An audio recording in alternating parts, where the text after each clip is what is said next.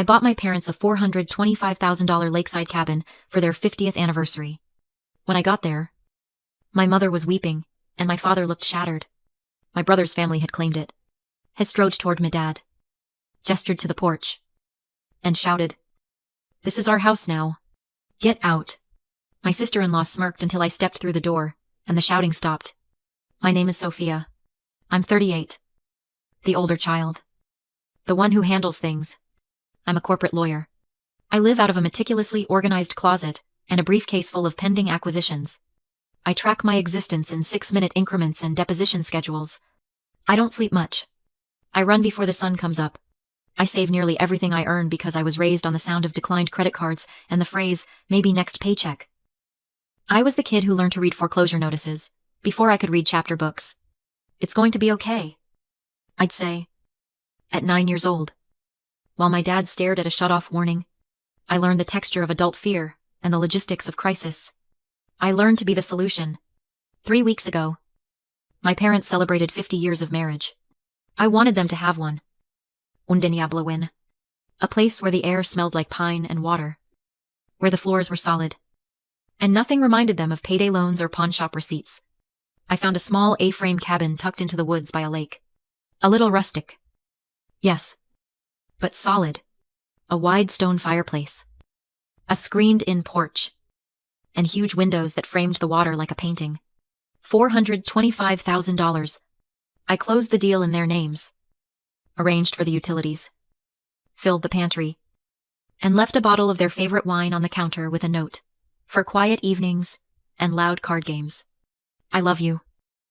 I told no one else. Especially not my brother, Leo. On the day, I drove up with a cheesecake and a thermos of good coffee. The lake was still as glass. The sky that brilliant. Almost aggressive blue. And I felt a dangerous amount of joy. I pulled into the gravel driveway and saw a minivan I knew all too well parked by the steps. That wasn't possible. The front door was propped open. The screen door was unlatched. I walked inside. My mother stood in the kitchen, twisting a tea towel in her hands as if she were trying to wring the truth out of it. Her face was blotchy. My father was slumped in an armchair, looking smaller than I'd ever seen him. Surrounded by duffel bags and scattered toys. A cartoon was screaming from a tablet in the corner. Then he appeared. My brother, Leo. Wearing athletic shorts and a smug expression. He planted himself in front of our father, jabbed a thumb toward the porch, and shouted, "This is our house now. Get out." From the sofa. My sister-in-law, Chloe, added, "Don't be so dramatic. Dad, we're just moving in." The cardboard cheesecake box in my hands felt flimsy. Pathetic. A part of my mind went cold and silent. The way it does, right before a hostile takeover negotiation. I should give you the context before I explain how I dismantled their entire lives in the next hour. Leo is 3 years younger. In our family, he was the creative one. Which became the one with potential. Which became the one who was just having a bad run of luck. My parents did what they always did. They enabled. They excused. They absorbed the cost. I did what I always did. I paid for it. First, it was covering his rent just this once. Then it was funding a coding boot camp that he quit after 6 weeks. Then it was a down payment on a car for his family. Just to get the kids to school. When his business idea, some app that was supposed to revolutionize dog walking, inevitably collapsed, it landed squarely on my Amex.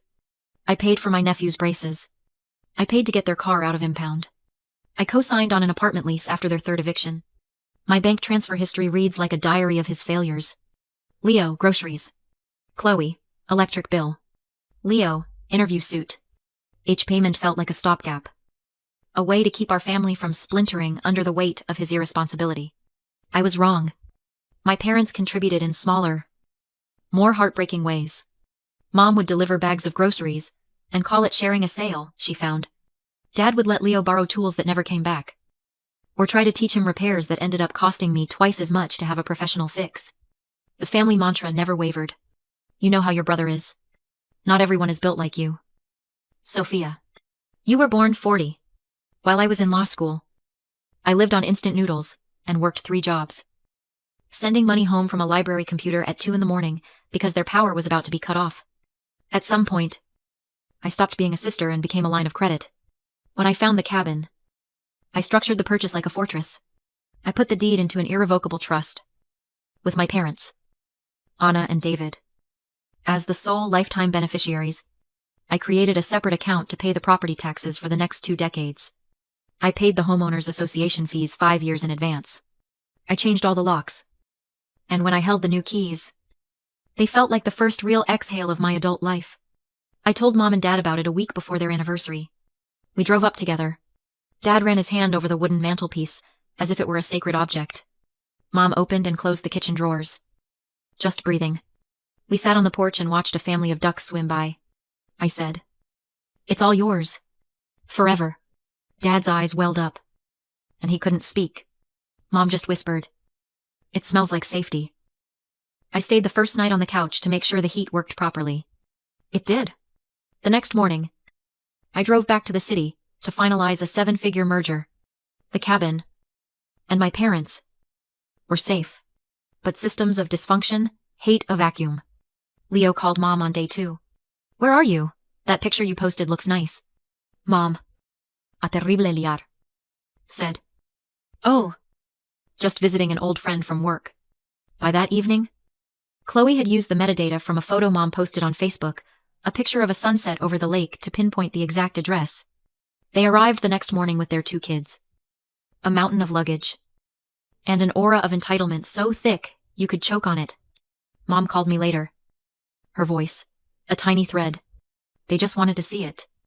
"Honey, now they're saying they'll stay for the weekend. To help us settle in.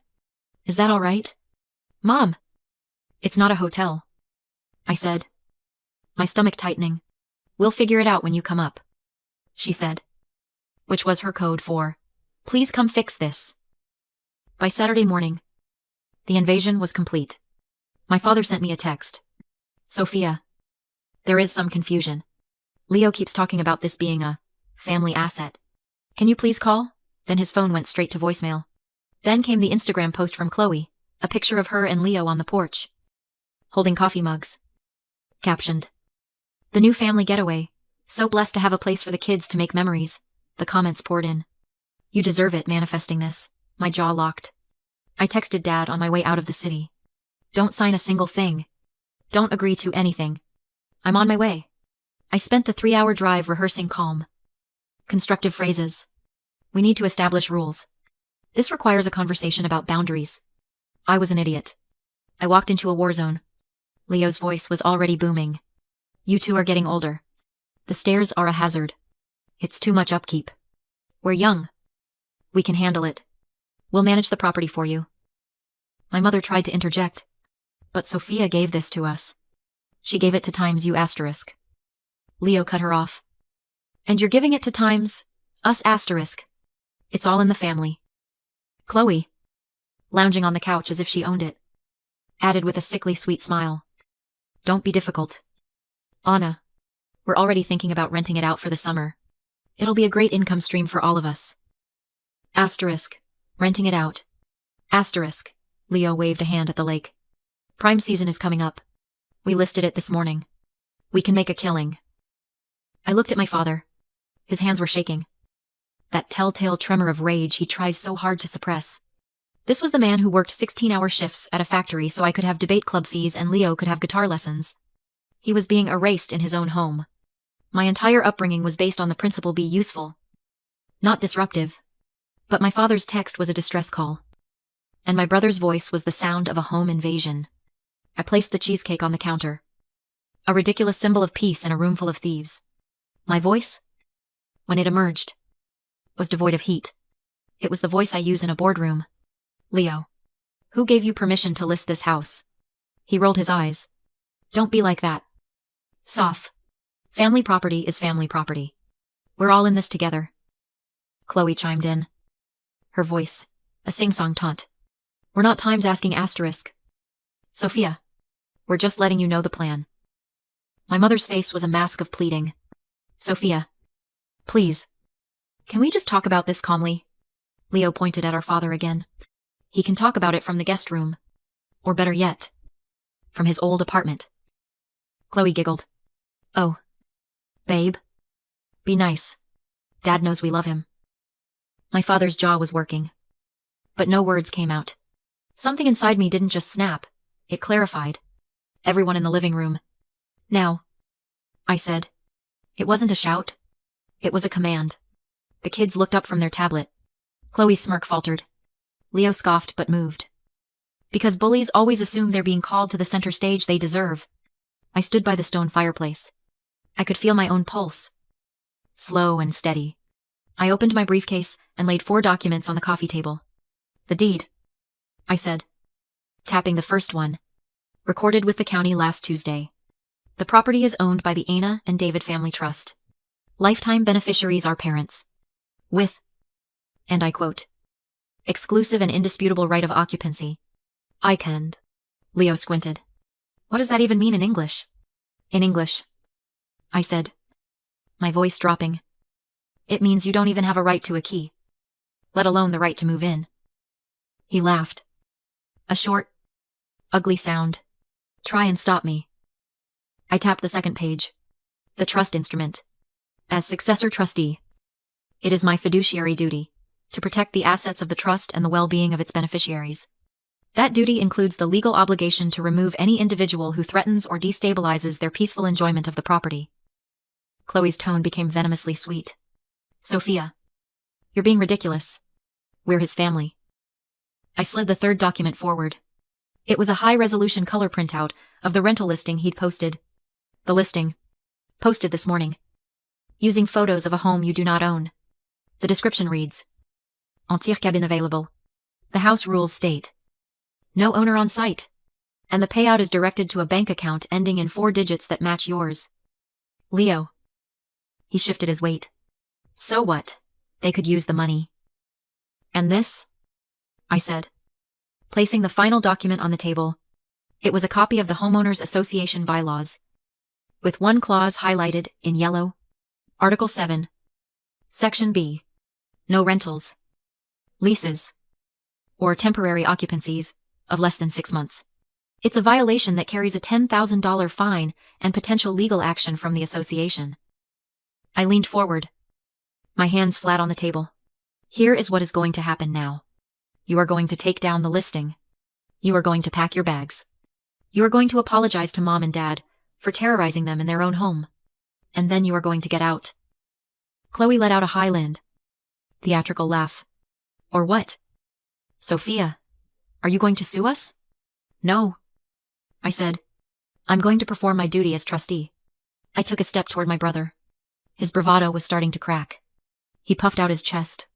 Don't threaten me. My mom whispered. Kids. Please. I don't make threats. Leo. I execute strategy. I placed my phone face up on the coffee table. The screen showed a drafted email. The recipient was the head of the HOA board. Attached were the trust documents and a link to the illegal rental listing. A second drafted email was to the rental platform's legal department, reporting fraudulent activity. A third was a text message to a man named Mark, a retired sheriff's deputy I'd hired for private security, who was currently sitting in his car at the end of the driveway, waiting for my signal. Leo stared at the phone. You're bluffing. Am I? I asked softly. Chloe grabbed my mother's arm. Anna. Tell her to stop. This is insane. It's family. My mother looked not at her, but at me. Her eyes were still wet, but something in them had hardened. Sophia, she said, her voice shaking, but firm. Do what you have to do. That's when Leo's face curdled. He pointed at the door. The same gesture that started all of this. Get the old man out of my chair. I moved between him and my father. My hands were perfectly still. You will not speak to our father that way again, I said, my voice dangerously quiet. And the only person leaving through that door is you. And if you're not packed in 20 minutes, Mark will be happy to assist you. Silence. Thick and absolute. Then Chloe tried one last desperate angle. You're a monster, she hissed. You're tearing this family apart over a house. I finally let out a breath. I am done financing your chaos. That isn't tearing a family apart. That's called a boundary. Leo muttered. We'll see about that. He lunged for the papers on the table. As if ripping them up could nullify a legally filed trust. I simply gathered them and put them back in my briefcase. I turned to my dad. Dad, I asked gently, would you like to sit here? In your living room? In peace. He swallowed hard and nodded. Yes. Then everyone who doesn't live here needs to leave. Nobody moved. Then, the doorbell rang. Mark! Punctual as always. The eviction took 2 hours. Leo and Chloe tried to escalate. But Mark, a calm, 6'4", wall of a man, simply stood by the door and watched them pack. Their performance was pathetic. Chloe made a show of weeping loudly while stuffing clothes into a suitcase. Leo alternated between whispering threats into his phone and yelling about his rights. The kids looked confused and miserable, shuttling toys to the minivan under my steady, silent gaze. I didn't engage. I didn't argue. I just sat at the kitchen table with my mom and made us both a cup of tea. I should have told them no right away, she said, staring into her mug. They just came in so fast, talking about how this would be easier for us. No maintenance for your father. A place for the grandkids. They said they were taking care of us. They were taking care of themselves. I said, the hard parts are the parts that make it yours. She gave a small, sad nod. Dad just sat on the porch, looking out at the water. I thought I'd be stronger, he said, when I joined him. I should have thrown them out myself. You called me? I said. That was the strongest thing you could have done. While they packed, Chloe tried to appeal to me one last time, cornering me in the kitchen. Her face was a mask of wounded sincerity. You know, this is really about you. Sophia, you think money is a substitute for love? You buy things to control people because you don't know how to be a person. I bought a house for our parents. I corrected her, my voice level. I did not buy you an ATM. She flinched. Then her face went hard. You will regret this, she said. I already regret not doing it 10 years ago, I replied. When they finally drove away, the minivan spitting gravel, the silence they left behind was profound. It wasn't empty. It was full of peace. I walked through the cabin, picking up stray juice boxes and a forgotten hair tie. In the guest room, I found a notebook left on the nightstand. Leo had scribbled down numbers, a business plan. He'd estimated rental profits that were wildly optimistic. And in the margin, Chloe had written, if Soph objects, we'll just have Mom cry. She always folds. I closed the notebook and put it in my briefcase. Evidence. That evening, as the sun set over the lake, Dad took my hand. Daughter, he started, his voice thick. I don't know how to thank you without feeling like I failed you both. You didn't fail us, I said. You taught us to be a family. We all just got confused about what that means. We all gave him too much for too long. He nodded. And the truth of it, a small relief. We ate the cheesecake for dinner, right out of the box, on the porch. My phone started vibrating, a furious buzzing. A text from Leo. You made Mom cry. I'll never forgive you. A text from Chloe. Legal action is pending. An email from an address I didn't recognize, with the subject, family betrayal. I turned the phone off and put it away. Before I left, I installed a new security system with cameras. I put the login information in a folder labeled Cabin Info and wrote the password in big, clear letters my dad could read without his glasses. I left copies of the trust, the deed, and the HOA bylaws in a drawer. Boring armor. My mom hugged me at the door. I'm so sorry it had to be like this, she whispered. I'm not, I said. It had to be exactly like this. The next week was a masterclass in manipulation. Leo launched a smear campaign on social media. My rich lawyer sister stole my parents' retirement home to keep it for herself. He posted old family photos, twisting the narrative. Chloe shared articles about elder abuse. Cousins I hadn't spoken to in years started sending me concerned, passive-aggressive messages. I wrote one, and only one, response. An email to Leo and Chloe, with our parents' financial advisor, Seaside. It was polite, professional, and glacial. It had 2 points. 1, all future communication regarding the property would go through my office. 2, they were formally notified that they were not to set foot on the property. and any attempt to do so would be considered trespassing. I set up a rule in my inbox to automatically route any email from them to a separate folder. I would not engage in a fight where the only goal was to exhaust me. 2 days later, the real escalation came. My father called. His voice panicked. Sophia. They're here. They have some kind of paper. A lease. They said we signed it. I had anticipated this. Dad. Go inside. Lock the door. And don't speak to them. I'm handling it. I dialed Mark, who contacted the local sheriff's department to request a civil standby. Then I accessed the porch camera feed on my phone. There they were. Leo and Chloe, waving a piece of paper at the front door. Leo was shouting. I took a screenshot of the forged document. It was a pathetic attempt, with a signature that looked nothing like my father's. Then I sent them both a text message. It contained the screenshot of their fake lease and a link to the state law regarding felony forgery. I added one sentence. The sheriff is on his way. I suggest you leave before he arrives. Their car was gone in under 90 seconds. They hadn't just tried to manipulate. They had tried to commit a crime. They had miscalculated. They thought they were in a family argument. I was in a legal battle. And I never lose. The messages stopped. The social media posts vanished. They had finally crossed a line that even they understood was indefensible. 2 weeks later, I drove up to the cabin on a Saturday morning. No emergency. Just a visit. I fixed a loose railing on the porch. I helped my dad hang a bird feeder. Mom made pancakes. And we ate them while talking about the ridiculously aggressive squirrels.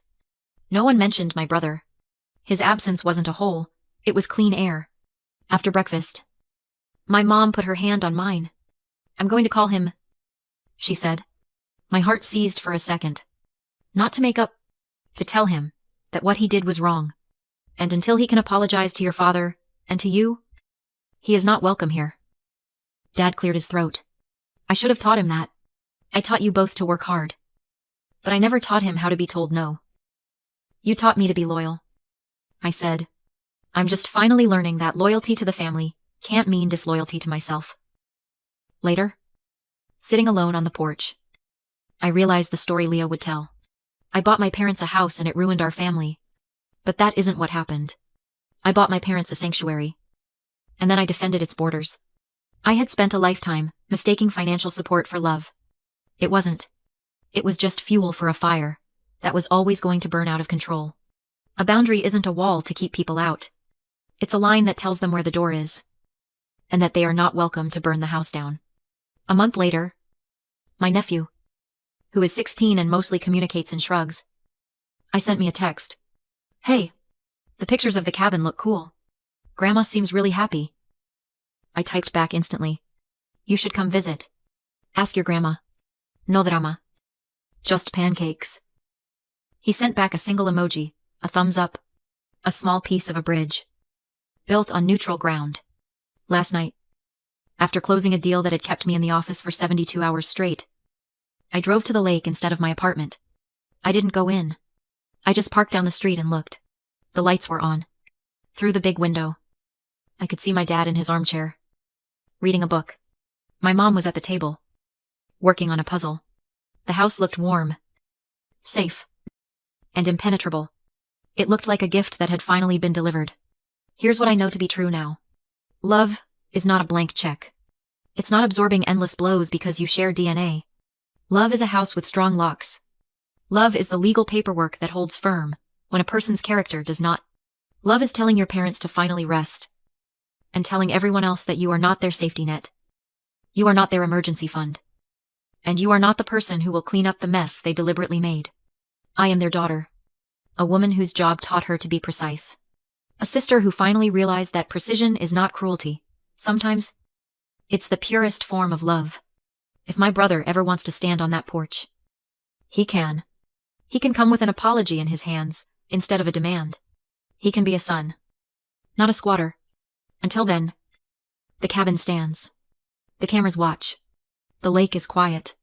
Inside, my parents are at peace. And that is the whole point.